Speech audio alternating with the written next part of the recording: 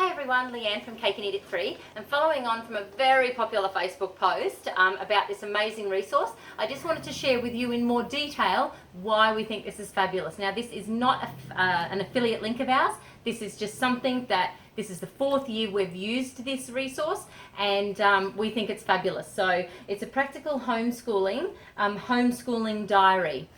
That's where she records all my yes, Miss B. So this is where we will write down everything we do and record on a weekly basis. And I'll just open it up to a page I've already put something in. And a weekly basis, so Monday to Friday, and then some notes sections that you can put over here.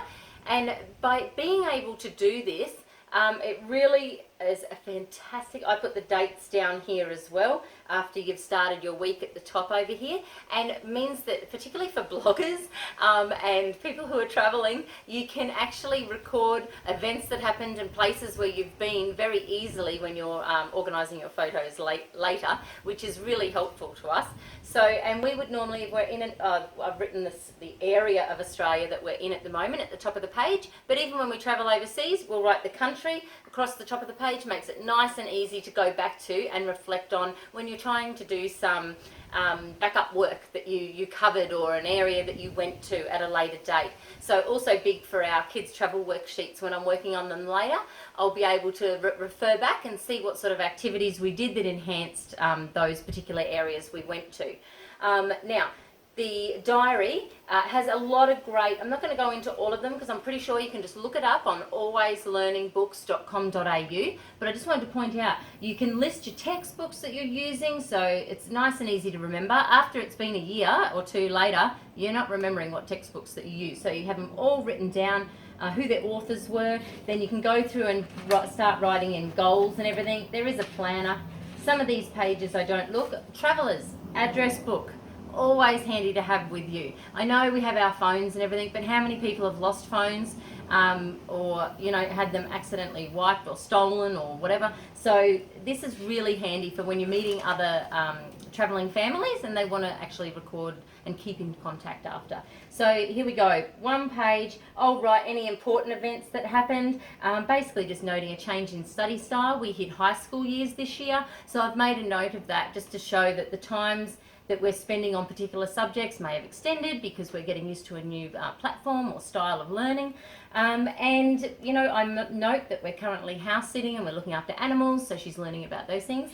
And yeah, basically this is a start it when you like, so you don't have an already pre-dated diary.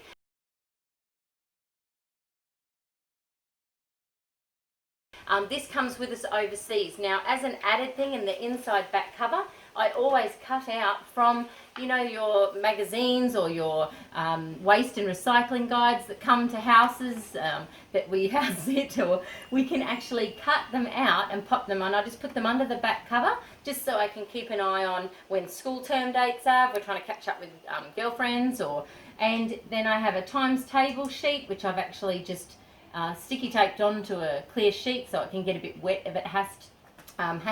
We use that all the time, so when we're traveling we'll hit her up with times tables randomly, and we also, out of the back of an old diary, I took all the maps. Now, because we travel so much and we're pretty big on geography all around the world, they're really handy to have, especially if we're having a competition on capitals of the world or anything. So look, all down into a nice A5 each year. I have one for each year. At the end of that year, I take out the comb, I scan the entire booklet into a PDF, and then I can store that electronically. Now, all our learning, whether it's work done, notes, resources I've come across, are all saved into folders by subject or by year, if it's actually relevant to her schooling year. And we back up those folders into an external hard drive. So pretty much, if I ever need to get back to those, whether it's for reference or whether it's to show record keeping, I can actually access those with no problem. But I haven't had to keep all this excess paper once we're on the road. So happy homeschool journeys, and I hope this has been helpful to you. The website again was alwayslearningbooks.com.au. Be sure to subscribe below. We're going to have a lot more of our world schooling journey tips and resources that we use that are helpful in our last 3+ years of world schooling Miss B.